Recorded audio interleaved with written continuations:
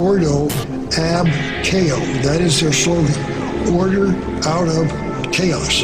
That eye above the pyramid is not on the pyramid, which means their work is unfinished, and that the universe will be given order once their God assumes his rightful place in that pyramid. We've been told that America is a Christian country from its origin, one nation under God.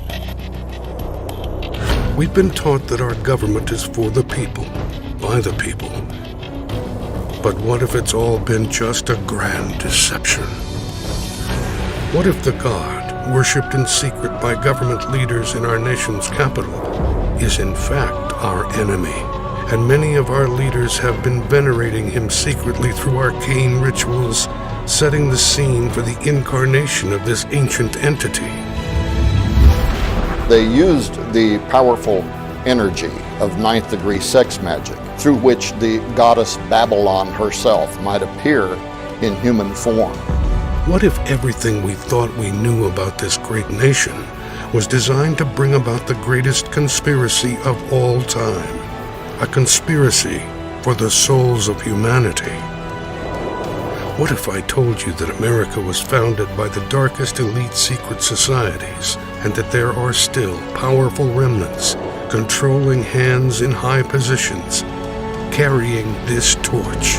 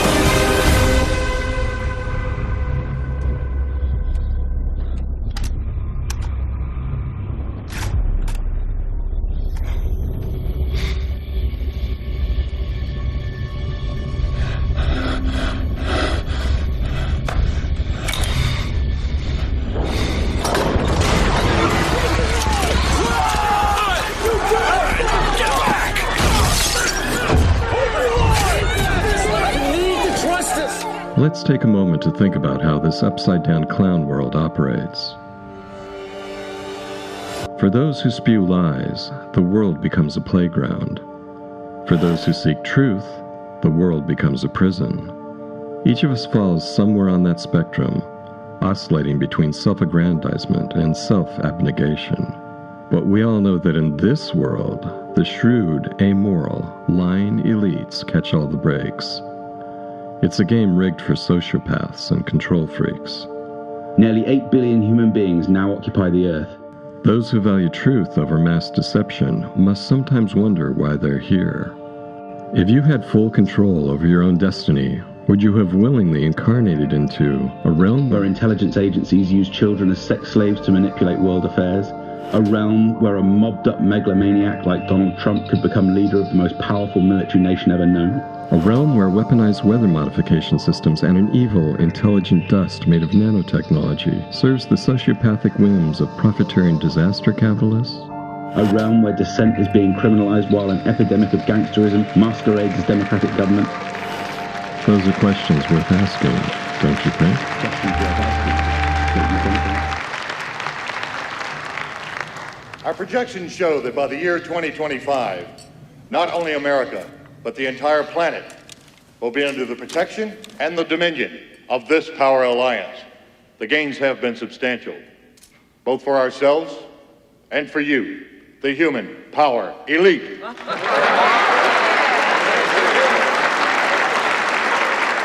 religion is or what you think. They're following the scenario in the book of Revelations to a T, right down to the last little bit. If you want to know what's going to happen in the future, if we don't wake up, and through the power of those, see, not one drop of blood ever has to be spilled, and no one has to ever put any chains on their legs or their arms, ever. If people just wake up and exercise what was given to us in our Constitution, the power of the vote, while we still have that power. So you say there is still a possibility for like one individual watching this tape to actually make a difference? You better believe it. Either these men are following the book of Revelation.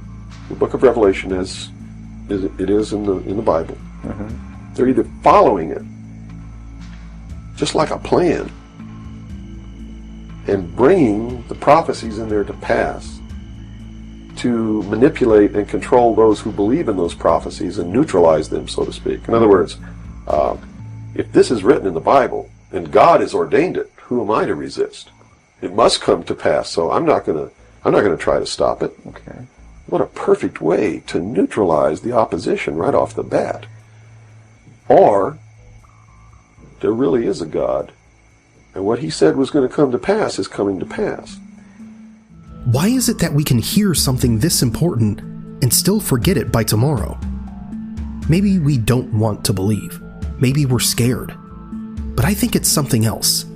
We're numb. Life grinds us down. Work, stress, the endless scroll. It all adds up. And then we turn on the news, hoping to understand. But instead we get noise, distortion, confusion. And that numbness, it becomes a habit, a survival mechanism.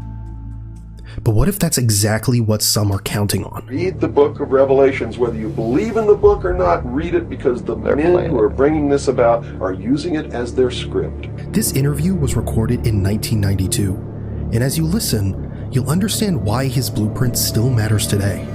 Because he said it would all unfold exactly like this, down to the smallest detail of the script. And I get people who still come to me all the time and say, Bill, you're all wrong, it's the Jews. The Jews are subverting the world.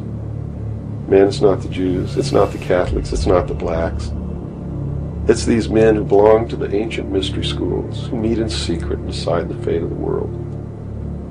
And they belong to all different races and all different nationalities and all different religions to the public point of view. But in secret, it's a different story. Be honest, when was the last Davos meeting? And what exactly was proposed there? Most of us couldn't answer that, because we don't care. We have TikTok, we have Instagram, we have Netflix, we have our own lives, bills, work, relationships. Who has time to track what 150 powerful people discuss in a Swiss mountain town? And even if we watch a video about it, we forget it in seconds. The next scroll, the next notification, the next distraction. That's exactly what Cooper was talking about. While we're busy living our lives, decisions that affect our future are being made elsewhere. And most of us are simply too distracted to notice. When 150 of the most powerful men and women in the world can meet in secret in Baden-Baden, Germany, and plot the fate of billions, and nobody even cares about it. But 6 football players go to lunch together, and it's in the headlines across the country. You have a reflection of the society in which that exists.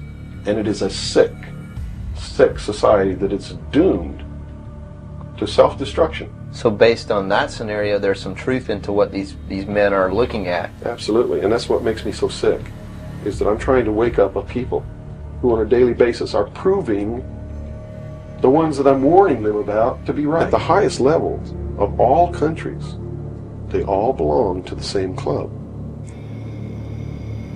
And we, the people, sit back and we watch this grand drama which is being played out for our benefit. Mm-hmm. Not theirs. If it wasn't for us, they wouldn't even have to do any of this. But you see, they just can't come out and destroy all of us because they need slaves. They need people to make their shoes and make their cars. and mine the ore. They need worker bees, and that's what we are.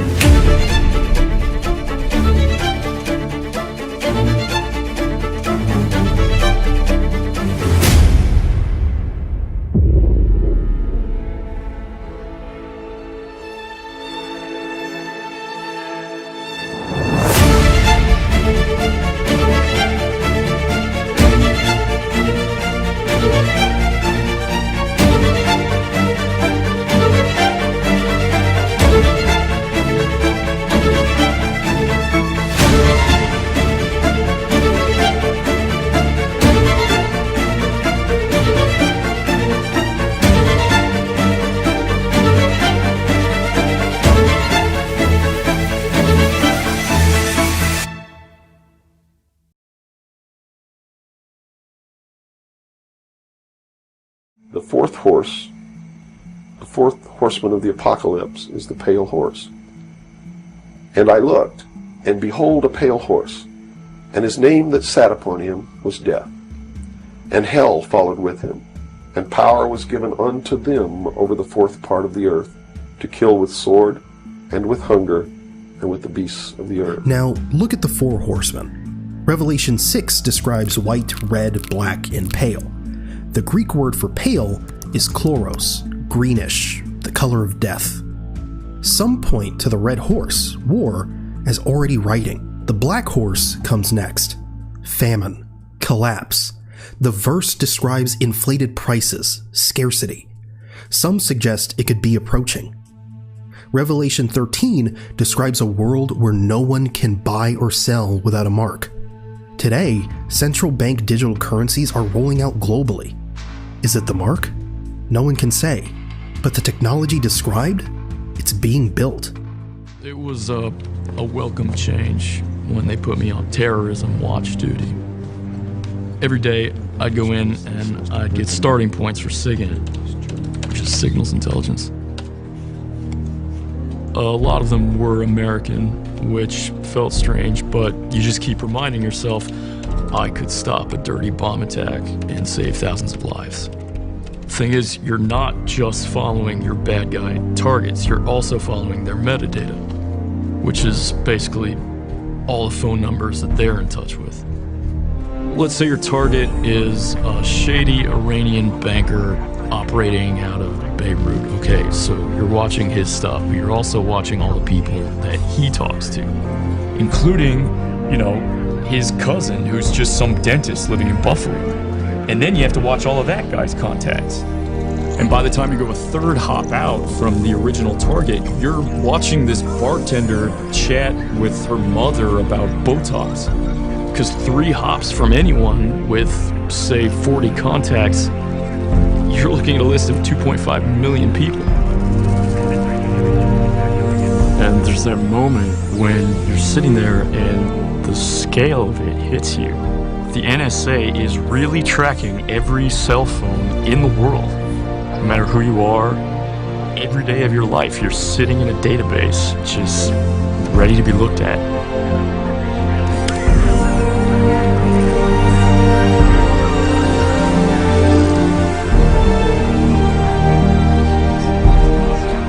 Not just terrorists or countries or corporations, but you.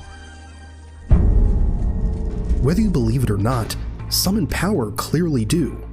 Commanders quote Revelation, leaders invoke Scripture. Bill Cooper said they're following a script. Look at the pattern. Something is lining up. Everything that's in my book, Behold a Pale Horse, is everything in here, all the documents that are in here. Mm-hmm. Everything that's in this book is in the public domain. Can be substantiated? Yes, and I intentionally wrote this book not using anything that wasn't available to the public. to show people that yes, if I can find this information, so can you. I have tons of stuff that's not available to the public. But as you can see by reading this book, you don't need that stuff because it's what you need is available to you. Public libraries are overflowing with the proof of what's really going on in the world, but nobody really utilizes it to the extent that they're able to pick this out and put it together. Another thing I've done for people is I've put it together for them so that they can see the overall picture rather than looking at small things and thinking that it's isolated. Nothing is isolated. It's all part of a big puzzle. George Orwell was just like me. He was a low-level member of British intelligence who was appointed to a position high enough where he saw the same documents that I saw. And he tried to warn the world just like I'm trying to warn the world, only he wasn't willing to take the risk that I'm willing to take. So he wrote it in a book called 1984 and spelled out exactly what's coming as a warning to the people of the world, as a work of fiction.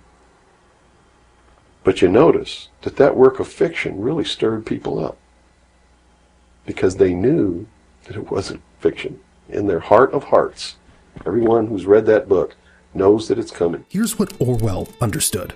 Control doesn't happen overnight. First you distract, then you divide, then you rewrite the rules so people don't even know they're being controlled. 1984 showed us the final destination, a world where nothing is true and everything is permitted except for those in power. For decades, that was just fiction. But now, more and more of the pieces are fitting together. The scenarios that were once ridiculed are beginning to look like the morning news. What role in the Middle East again does Israel play in this? Israel was created as the instrument to bring about the Battle of Armageddon and the fulfillment of prophecy, a war that will be so terrible, where nuclear weapons will be used, so that the American citizens and the other people in the world will get down on their knees and beg for no more war. And what is the answer to that? They're going to be told the only way we can guarantee no more war is if we destroy the sovereignty of nations. He laid out the blueprint for everything we're seeing today. He knew why it had to happen, he knew who was behind the curtain, and he knew what we should expect next. His name is Bill Cooper, and what you're about to hear is his warning to the world. He believed that if you don't spare the time to hear this message to the end, if you don't make the effort to understand it and finally wake up, then you're participating in the Great Deception just as much as they are. He claimed the fate of billions rest in the hands of a small group of people. And their strategy, he said, is simple. Keep us watching the circus so we never look behind the curtain. All the media in this country, radio, television, and print, is all owned by 5 corporations. All of these corporations that own the media are owned and controlled, and members of the Council on Foreign Relations sit on their board of directors. But you can trace that yourself. Okay. Remember, if you go down and you trace the ownership of a station or a newspaper and you get to a corporation, remember that somebody owns that corporation, and it's usually another corporation. But when you trace the interlocking of all these things, when you get to the top, there's 5. And all journalists know that there's some things you don't write about and you don't talk about because you'll lose your job. And that's where the control is. Let's try it, shall we? Pick a news network, any network. Let's start with CNN. On your phone, type, "Who owns CNN?" You'll see it's owned by Warner Brothers Discovery. Good. Now type, "Who owns Warner Brothers Discovery?" In 2026, that's changing. Warner Brothers Discovery just signed a deal to be acquired by Paramount for over $110 billion. Now type, "Who owns Paramount?" Paramount was bought last year by Skydance Media, and Skydance Media is led by David Ellison. Now type, "Who is David Ellison?" He's the son of Larry Ellison, founder of Oracle, one of the richest men in the world. But keep going. Who runs CBS News? CBS is owned by Paramount, and the editor-in-chief of CBS News? Barry Weiss. She was appointed after the Skydance acquisition. Now here's the thing. Cooper said all media is owned by 5 corporations. That was decades ago. Today, the names change, but the pattern doesn't. You start with a news network, you end with a billionaire. And that billionaire, always connected to power. Try it yourself. Pick any network, any platform. Follow the chain, see where it ends.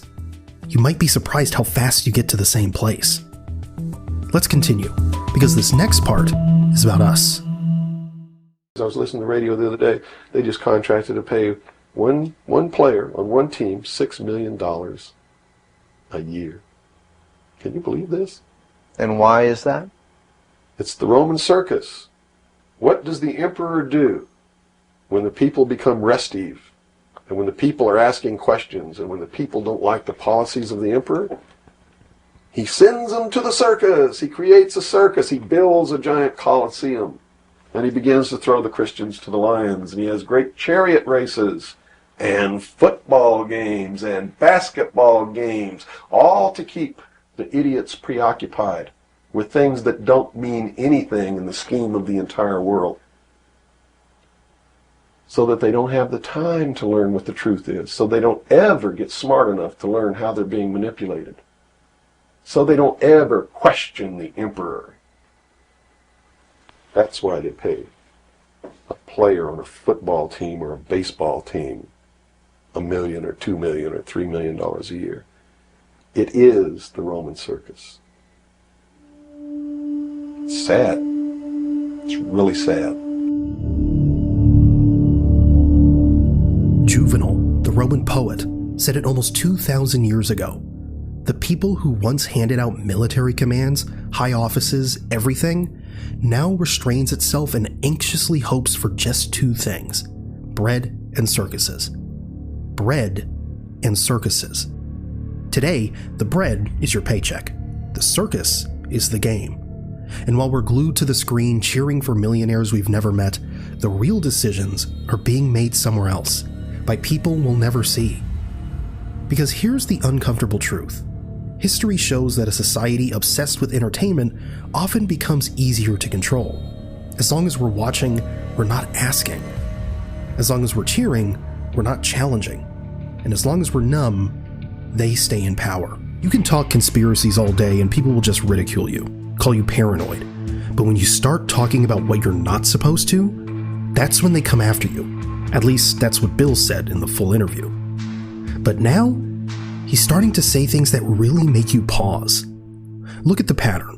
Why does every piece connect? If it's all just coincidence, why does it keep happening? Why is it that you are here today, or how is it that you are here today and you're not, conveniently taken away and put in a padded cell somewhere so that you can't speak of these things? I can tell you this. I began to reveal information in 1976, and I was physically attacked on 2 occasions. My skull was caved in. That's what all these scars are here.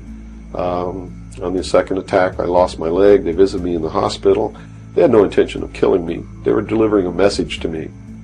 Shut up. And that was the message that came through loud and clear. And 2 men who identified themselves with identification cards who belonged to the Defense Investigative Service, which is really the Defense Intelligence Agency, asked me if I was going to shut up or they were going to have to do it right. And I told them, I said, you don't have to worry about me. I'm going to be a good little boy for the rest of my life, and I'm going to shut my mouth. And I did for 16 years. Now, did these people recognize the continuity of life? In other words, you have told me earlier that they're after physical immortality. They believe that through their technology, man will become God. With the power of reason, through technology, man will himself become God. They will engineer, just like he wanted to do, the super race who will live forever. And the concept is the same, and the men behind it are the same as was. Bill said more than 30 years ago that they would reach for immortality through technology. Back then, it probably sounded absurd. But now, look at what's happening. Neuralink has successfully implanted brain chips in multiple patients. One man used it to play chess just by thinking. Scientists at Harvard and MIT are working on age reversal technologies. Clinical trials are underway for drugs that could add decades to human life. The CEO of OpenAI said recently that we might achieve human-level AI within a few years, and after that, Merging human intelligence with machines is the next logical step. Whether you believe that or not, it's hard to ignore that we're moving in that direction faster than anyone predicted. If you stayed until now, you're probably one of those who's awake. Or at least, you're willing to be. And that comes with a responsibility. Be responsible with your mind. Use critical thinking. Bill said it himself. Don't believe him. Don't believe us. Believe what you can prove, what you can verify. But you have to do the work. You have to research. You have to stay awake. Because if you stay awake, others around you might wake up too. And that's how things change. Now, Bill has a final message for us. So, whoever has ears to hear, let them hear. The right track is don't believe anybody. Don't believe me. Don't believe George Bush. Don't believe anyone. You got to go out and you got to get proof in your hand before you can believe anything. And to do otherwise today is the biggest mistake that anyone can ever make. You begin believing people, putting your trust in them, that they're telling you the truth. I guarantee you're going to take a ride on a roller coaster you don't want to be on. By abdicating responsibility, by not walking in that divine state of grace, makes possible anyone meeting behind closed doors to bring about the world that they want. And the world that they want may not be the world that you want, or that I want, or that these people watching might want. Mm-hmm. If you don't participate, you can't complain. If you don't help cook the meal, you got no right to bitch about it. You got to sit down and eat what's put on your plate. Mm-hmm. If you don't like that, then you should have been in the kitchen helping to prepare the meal, helping to plan it, helping to prepare it, helping to serve it. If you want to sit on your butt in the living room while somebody else prepares the meal for you and decides what it's going to be and puts it on the table, it's too late to say that's not what you wanted to eat. Mm-hmm. It's too late to say it's not cooked the way you wanted it to cook. Well, that's very simple to understand. And that's right. You got to eat it because you have to eat to live. Mm-hmm. And I think that anybody can understand the meaning behind that little story.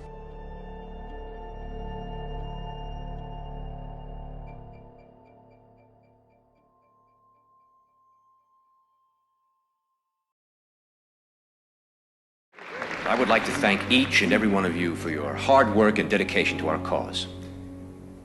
In reviewing this year's progress, let me say that we have been highly effective in conditioning the people's minds to accept our solution to the world's problems.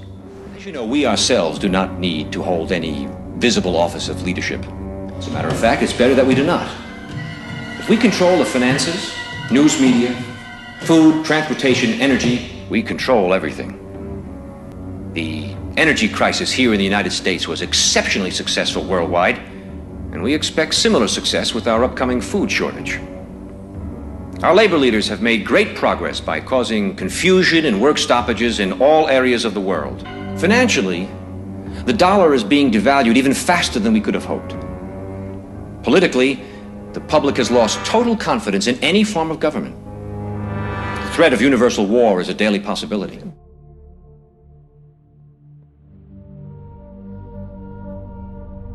An illusion it will be. So large, so vast, it will escape their perception. Those who will see it will be thought of as insane. We will always stand above the relative field of their experience, for we know the secrets of the absolute. We will work together always, and will remain bound by blood and secrecy. Death will come to he who speaks. We will keep their lifespan short and their minds weak while pretending to do the opposite. We will use our knowledge of science and technology in subtle ways so they will never see what is happening. We will use soft metals, aging accelerators and sedatives in food and water, also in the air. They will be blanketed by poisons everywhere they turn. The soft metals will cause them to lose their minds. We will promise to find a cure from on many fronts, yet we will feed them more poison. The poisons will be absorbed through their skin and mouths. They will destroy their minds and reproductive systems. For all this, their children will be born dead. and we will conceal this information. They will see our products being used in film and will grow accustomed to them and will never know their true effect. When they give birth, we will inject poisons into the blood of their children and convince them it's for their hell. We will start early on, when their minds are young. We will target their children with what children love most: sweet things. When their teeth decay, we will fill them with metals that will kill their mind and steal their future. When their ability to learn has been affected, we will create medicine that will make them sicker and cause other diseases for which we will create yet more medicine. We will render them docile and weak before us by our power. They will grow depressed, slow, and obese, and when they come to us for help, we will give them more poison. We will focus their attention toward money and material goods, so they may never connect with their inner self. We will distract them with fornication, external pleasures, and games, so they may never be the one with the oneness of it all. Their minds will belong to us, and they will do as we say. If they refuse, we will find ways to implement mind-altering technology into their lives. We will use fear as our weapon.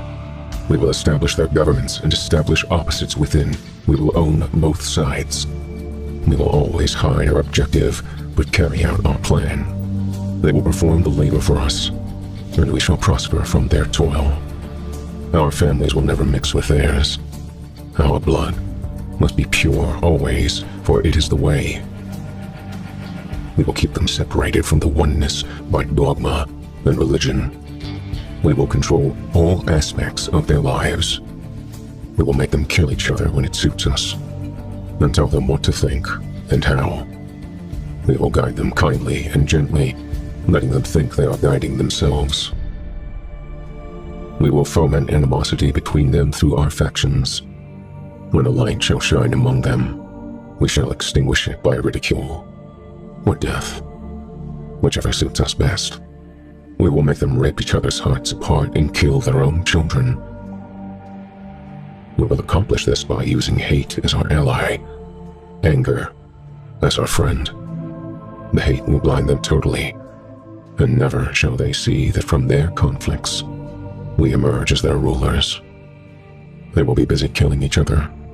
They will bathe in their own blood and kill their neighbors for as long as we see fit. We will benefit greatly from this, for they will not see us, for they cannot see us. We will continue to prosper from their wars and their death. We shall repeat this over and over until our ultimate goal is accomplished. We will continue to make them live in fear and anger through images and sounds. We will use all the tools we have to accomplish this. The tools will be provided by their labor. We will make them hate themselves and their neighbors. This they must never know. We will always hide the divine truth from them, that we are all one. They must never know that color is an illusion. They must always think they are not equal. Drop by drop, drop by drop. We will advance our goal. We will take over their land, resources, and wealth to exercise total control over them. We will deceive them into accepting laws that will steal the little freedom they will have. We will establish a money system that will imprison them forever, keeping them and their children in debt. When they shall band together, we shall accuse them of crimes and present a different story to the world, for we shall own all the media. We will use our media to control the flow of information and their sentiment in our favor. When they shall rise up against us, we will crush them like insects.